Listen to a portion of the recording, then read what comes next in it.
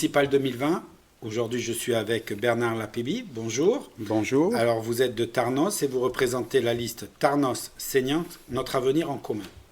Alors là, je suis un peu surpris puisque logiquement, on va voter pour Tarnos et vous parlez du Seignance. Pourquoi? D'abord, c'est des élections, donc c'est vrai, communales, mais aussi communautaires, puisqu'on va voter à la fois pour le conseil municipal et pour l'intercommunalité. Donc, il nous était important de mettre le lien entre Tarnos, notre commune phare du Seignance, et la communauté de communes donc, auquel on appartient, qui est le Seignance. Deuxième point important aussi, il est vrai que la communauté de communes a pris le pas maintenant sur les communes. Notre commune, le Seignance intercommunalité, a 30 compétences.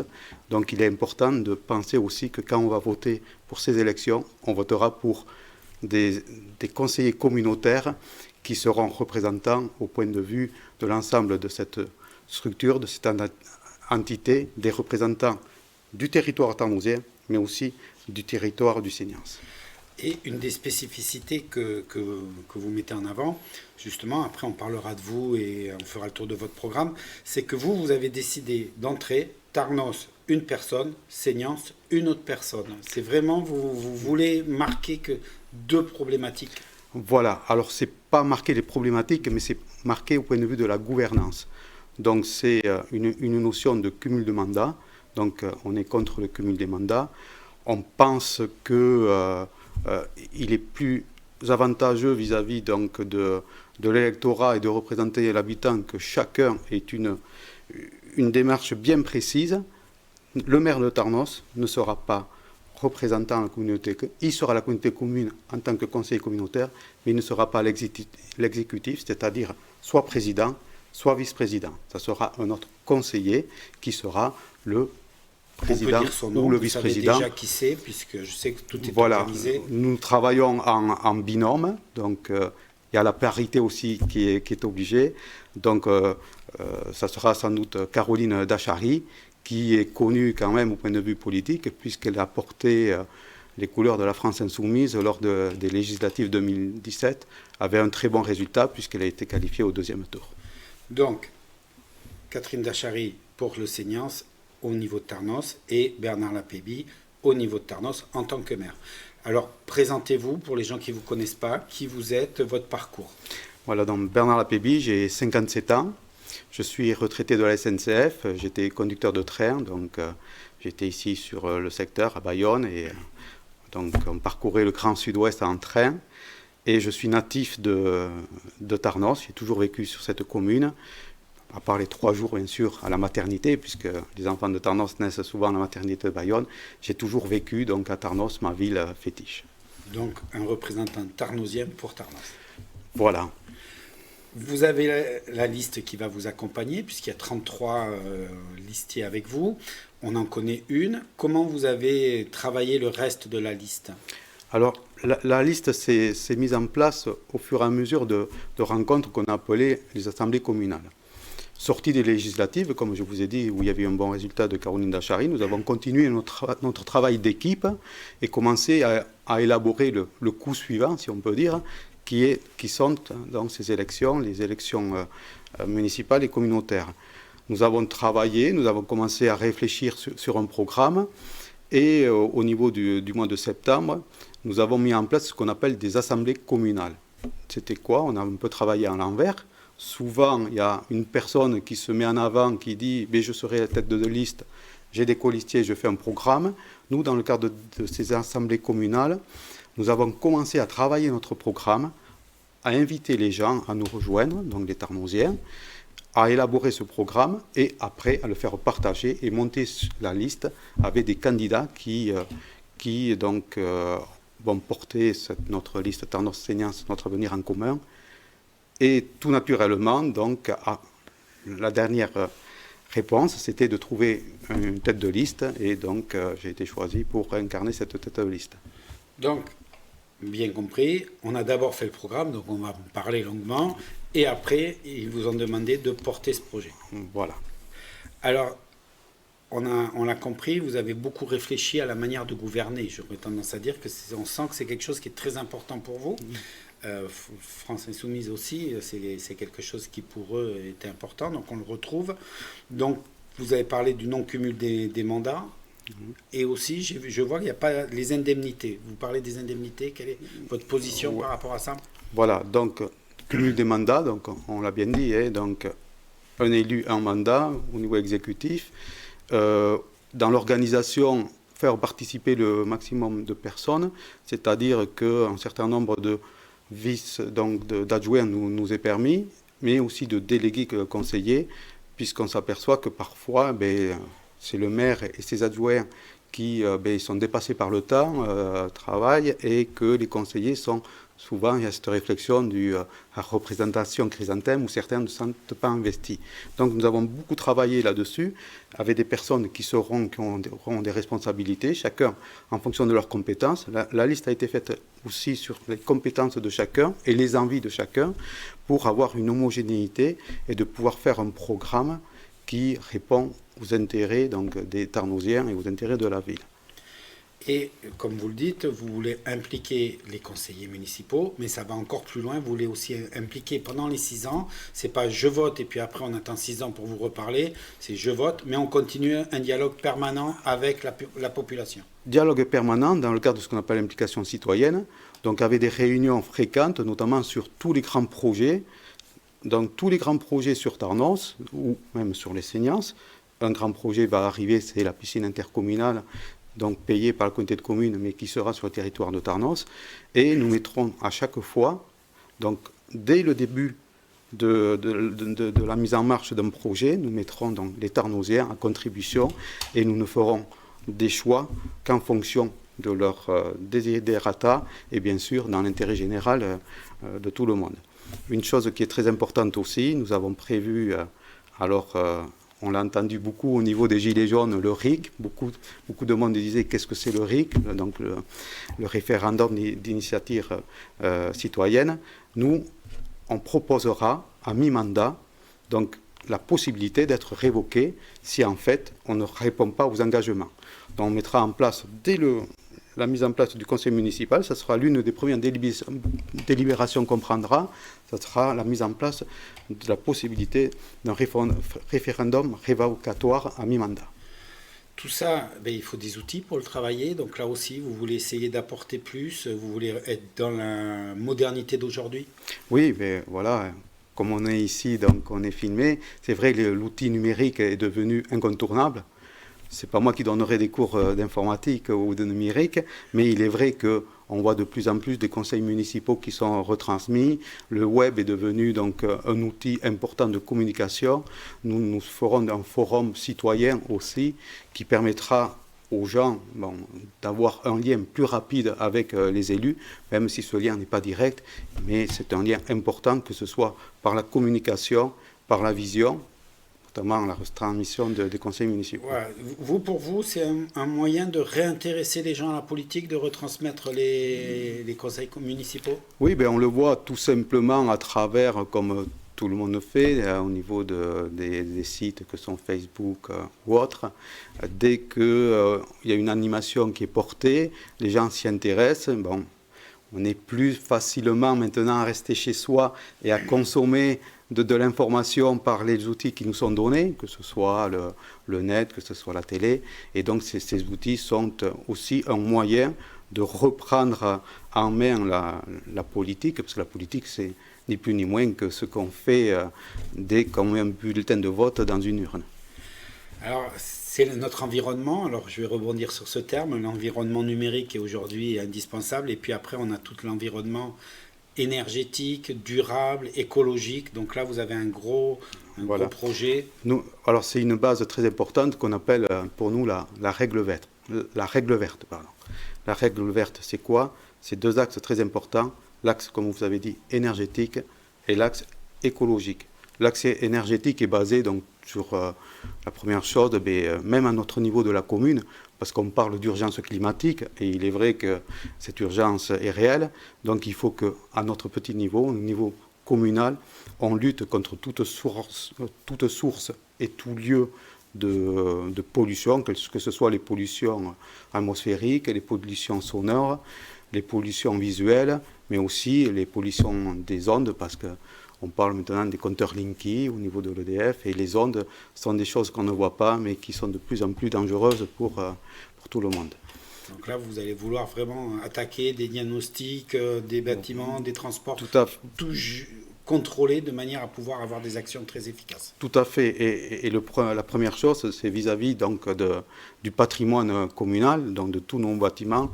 Nous réaliserons un audit énergétique, donc pour voir où on en est. On sait qu'on a une mairie flambant neuve, mais on a à côté des bâtiments qui sont un peu plus vieillissants, mais qui sont utiles à la population, où cette population en jouit depuis beaucoup d'années, notamment le milieu associatif, et donc on rentrera dans cet audit pour aussi permettre d'avoir une qualité de prestation, mais aussi une économie d'énergie, parce qu'après tout, l'énergie consommée, on la paye, et qui paye cette énergie, c'est les finances.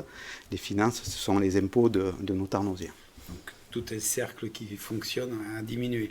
En même temps, c'est l'écologie. L'écologie, c'est le bétonnage, vous appelez ça, la biodiversité, les circuits courts. C'est déjà des choses qui importantes à Tarnos, que vous voulez augmenter. Voilà. Alors, quand on parle de bétonnage, notamment, c'est vrai qu'une personne qui a connu Tarnos il y a quelques années, qui revient, a vu le centre-ville se modifier. Il faut de l'habitat, il est vrai, mais nous, notre démarche sera de faire un habitat constant sur l'ensemble de la commune. Et notamment là où il y a du transport en commun. C'est vrai qu'au centre-ville, il y a le trambus, d'où cette concentration d'habitat. Mais sur l'ensemble du territoire, donc il y a des lignes de bus qui sont bien desservies, et ça sera à nous de pouvoir faire le lien entre l'habitat et ces transports. Deuxième point, c'est aussi, Tarnos donc, est une commune, moi je me suis occupé de l'environnement en tant qu'adjoint au maire sur 2 mandats, est une commune donc, qui a privilégié dans ces espaces verts. 70% de la commune de Tarnos est en espace vert ou espace agricole. Nous continuerons cette priorité. Et un point aussi très important, notamment sur des sites sensibles, donc qui est la plage de la Digue et la Madrague. Donc c'est un lieu qui est emblématique pour tout Tarnosien, donc c'est l'embouchure de la Dour, pour ceux qui ne connaissent pas. Et nous allons reprendre donc toute une étude avec les associations et les locaux pour réhabiliter ce lieu qui mérite de revenir sur sa beauté d'antan. Il faut vous parler, on va rebondir aussi sur les bâtiments, vous en avez beaucoup parlé, mais il faut se loger, vous l'avez suggéré avec des lignes, donc il faut du logement, donc votre stratégie en termes de logement. Alors, le logement, donc comme je vous ai dit, la première chose, au niveau du territoire, avoir une homogénéité sur le territoire. Ne pas toucher aux zones qui sont dans des zones vertes sensibles, puisqu'on est tenu aussi par le plan local d'urbanisme, mais aussi de pouvoir accéder sur du logement, parce que le foncier, on est en périphérie de Bayonne, le foncier est cher sur Tarnos, et on s'aperçoit que nos jeunes ont beaucoup de mal à se loger sur Tarnos, partent vivre donc un peu sur la périphérie dans Saint-André ou même vers la Benne, et donc c'est de redynamiser ce logement pour nos jeunes, donc que ce soit du logement social, mais aussi des logements adaptés à des situations comme les situations de handicap ou des personnes en mobilité réduite demandent donc du logement et auquel on se doit de répondre. Donc là, on rentre dans la vie des gens, avec l'éducation aussi. Vous avez des projets en éducation, je vois. Voilà, donc déjà au niveau de l'éducation, première chose, on tient à une démarche qui est ce qu'on appelle les ATSEM, donc c'est les personnes qui aident les institutrices au point de vue de l'école maternelle. Donc c'est un point important, c'est une aide qui est prévue donc, par l'éducation nationale, une par école, mais nous on fera et on maintiendra une par classe. C'est important, pour l'aide aux institutrices, mais surtout pour la qualité de vie pour les enfants durant la journée scolaire. Deuxième point, au niveau donc, de l'éducation, c'est une discussion qui revient. Je pense que d'autres élus vous en ont parlé sur le territoire, sur les Landes. C'est les rythmes scolaires, où il y a eu une ouverture et des discussions sur les rythmes, donc 4 jours et demi. Donc là aussi, cette discussion sera lancée, mais en concertation avec les parents et les associations de parents et le monde de l'éducation, puisque ce sont eux qui sont les premiers intéressés par la démarche. Aussi, ce qu'on appelle pour nous le périscolaire, une chose très importante, c'est le centre de loisirs. Donc, il y a un projet qui est prévu. Ce projet est un bon projet et nous maintiendrons ce projet au point de vue de cette structure avec la direction du centre de loisirs qui seront intégrés. On est en phase de projet, d'élaboration, qui seront au fil des étapes sur la construction de ce lieu. Voilà, c'est la construction. Là. Carrément, on construit un nouveau centre de loisirs pour qu'il puisse vraiment fonctionner au maximum. Au maximum. Et le lieu choisi est un lieu bien adapté. D'accord. Donc on est sur la petite enfance, on en a parlé, mais alors on va parler des anciens, puisqu'on débute, mais à un moment donné on est plutôt vers la fin. Voilà. Donc là, par rapport à l'EHPAD, vous avez des projets? Alors oui, au point de vue, donc, on a un EHPAD, et un EHPAD à Tarnos, donc, dans le cadre du CCAS, qui demande à être maintenu et amélioré. Donc c'est là aussi un travail important qui sera fait, surtout qu'il y a une aile consacrée à la maladie d'Alzheimer. Donc c'est vrai que dans les Landes, ça parle, puisqu'à Dax, il y aura un lieu dédié, mais ça fait depuis de nombreuses années que ce lieu est fait aussi au CCAS de Tarnos. Donc nous maintiendrons bien sûr cette qualité, parce qu'on se doit d'avoir une qualité sur nos anciens, cette qualité d'accueil, que ce soit pour ceux qui sont en dépendance ou ceux atteints par cette maladie. Une commune, c'est beaucoup d'associations, donc une vie associative. Par rapport à ça, est-ce qu'il y a des choses que vous voulez ajouter, améliorer, changer? Alors donc c'est vrai qu'on a une vie associative très riche à Tarnos, que ce soit au point de vue sportif, culturel ou tout simplement de loisirs. Déjà, on va maintenir le taux de participation de subventions financières, parce que c'est de l'argent d'une certaine manière qui est redistribué aux Tarnosiens pour pouvoir faire quand même la vie associative, c'est aussi bien par le sport que par l'éducation, mais c'est le bon vivre et le mieux vivre ensemble. Donc ça, nous allons continuer. Après, on mettra en place, donc on appelle ça une convention, donc c'est des engagements réciproques. Alors on ne le fera pas d'une façon annuelle, on le fera sur 2 ans, parce que c'est des engagements assez importants, c'est-à-dire qu'on donne tel argent, on prête telle salle, telle structure, mais d'un autre côté, l'association remplit aussi, entre guillemets, des devoirs de représentativité de la commune, parce qu'avant tout, il représente la commune. La culture. La culture est importante. Nous avons une école de musique de qualité, où nous avons une médiathèque. Là aussi, il y a la gratuité de la médiathèque que nous maintiendrons. Mais c'est vrai que nous voulons augmenter peut-être la culture pour tous, avec alors ça demandera peut-être un investissement, mais revoir des propositions et des manifestations sur la culture, que ce soit au niveau de la danse, au niveau de la musique, au niveau des arts. Donc, développer un vrai programme culturel et sur tous les lieux de Tarnos. C'est ce qui est important. C'est vrai qu'on a des points phares, mais c'est de le faire sur tous les lieux donc, où la culture peut se faire sur Tarnos. Tous les Tarnosiens doivent être concernés. Voilà, tous les Tarnosiens concernés. Alors tout ça, ça coûte des sous. Oui. Alors comment on fait pour son budget? Comment vous comptez l'équilibrer? Comment vous comptez des pistes de dépenses, de réduction? Oui, voilà, comme vous dites, le nerf de la guerre, comme dans une famille, pour faire des choses, c'est l'argent.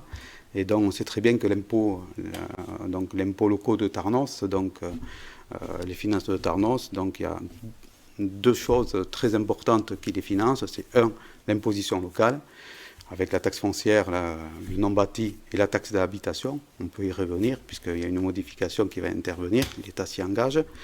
Et 2, c'est l'attribution de compensation qui est versée chaque année au point de vue de la communauté des communes à notre commune, qui représente pratiquement 45% de nos finances. Donc, la première priorité, pour nous, sera de veiller aux dépenses de fonctionnement. On a parlé donc des problèmes énergétiques. Là aussi, la chasse au gaspillage, que ce soit au point de vue, ça sera une source importante. Mais on a parlé de l'intercommunalité, et déjà là, donc l'intercommunalité, il y a eu des problèmes au point de vue de ce mandat, on peut en reparler. Et il y a une action prioritaire qu'on mettra en place dès 2020, c'est ce qu'on appelle, donc lié à la loi mobilité, c'est la redevance que Tarnos paye au syndicat mixte des transports de l'agglomération bayonnaise auquel il appartient. Donc c'est une somme importante, on paye chaque année 260 000 euros, le fait d'avoir cette compétence, et c'est Tarnos, les finances tarnosiennes qui les payent, et le fait de transférer cette compétence de la commune à l'intercommunalité, puisque dans le cadre de la loi mobilité, il n'y a pas de transfert de charges, donc automatiquement, Tarnos, le budget de Tarnos récupérera ces 260 000 euros qui quand même sont une bonne bouffée d'oxygène. Si je comprends bien, vous faites un gentil cadeau à la communauté de communes qui fait qu'eux vont s'occuper de ça. C'est la règle, hein, je veux dire, voilà. je le dis en plaisantant. Tout à fait. C'est aujourd'hui un des débats dans la communauté de communes, parce qu'on peut aborder le problème de la communauté de communes et des débats de la communauté de communes. On peut l'aborder par ce sens. C'est vrai que la loi mobilité a été votée en 2019 et il y a eu des échanges donc, au niveau du Parlement entre l'Assemblée nationale et le Sénat. Et le premier point d'échoppe était ça, c'était donc qui dit transfert de compétences, souvent dit transfert de moyens.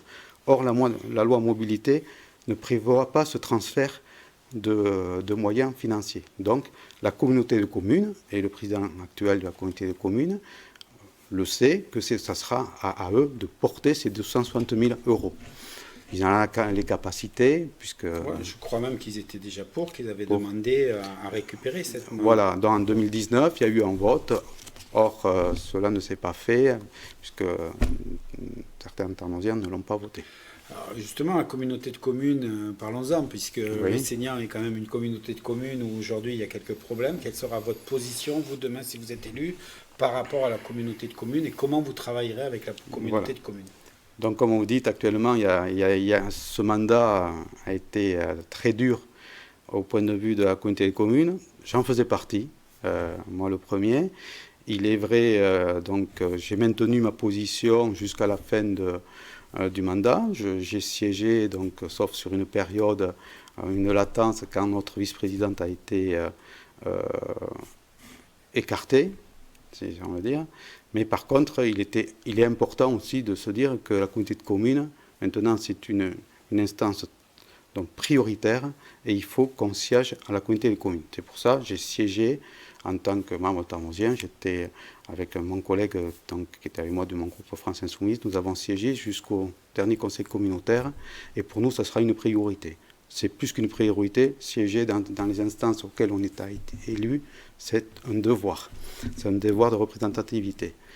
Deuxième point, donc, si nous sommes à la communauté de communes, bien sûr, c'est que la représentativité de l'ensemble des communes du Seignance, de la plus petite à la plus grande, soit faite donc, et que ça soit respecté. Troisième point, donc, c'est une proposition que nous avons déjà faite au niveau de la communauté de communes, c'est on proposera à l'ensemble des conseillers communautaires, alors c'est un joli mot, c'est une charte éthique. C'est quoi? C'est des engagements réciproques où donc chacun de la commune dira ce qui se fera par exemple sur le territoire de Tarnos, si ça ne convient pas au maire de Tarnos, est prévu et ça ne se fera pas. Il faudra des engagements forts et réciproques pour sortir de ces situations de blocage qu'on a connues, parce qu'en fait parfois c'était simplement le fait que le dialogue ne passe pas entre les personnes aux responsabilités qui ont fait que des projets importants pour les habitants du Seignance n'ont pas pu avoir lieu. Alors on arrive déjà à la fin de cet entretien. Je vais vous poser la même question, celle que je pose à tous mes invités. Pourquoi voter pour vous plutôt que pour une autre liste à Tarnos? Voilà, donc pourquoi voter pour vous? Je le prends plus pour vraiment le côté de la liste. Pourquoi voter pour la liste Tarnos-Seignance, notre avenir en commun? Donc, comme vous l'avez dit, c'est une liste qui a été montée avec un travail de fond donc par 33 citoyens qui se sont mis au service de de cette liste et qui se mettront au service des Tarnosiens. Notre volonté est vraiment donc de pérenniser l'engagement qu'on se donne et que tout ce qu'on fera sera dans l'intérêt général. L'intérêt général vis-à-vis des Tarnosiens, mais aussi vis-à-vis de la communauté commune, des habitants du Seignance. Nous, ce qu'on veut, c'est que le Tarnosien se retrouve dans notre programme et qu'il puisse en être fier. Merci beaucoup. Merci à vous. Donc c'était M. Bernard Lapéby. Tarnos, Seignan, notre avenir en commun. Maintenant, c'est à vous de choisir.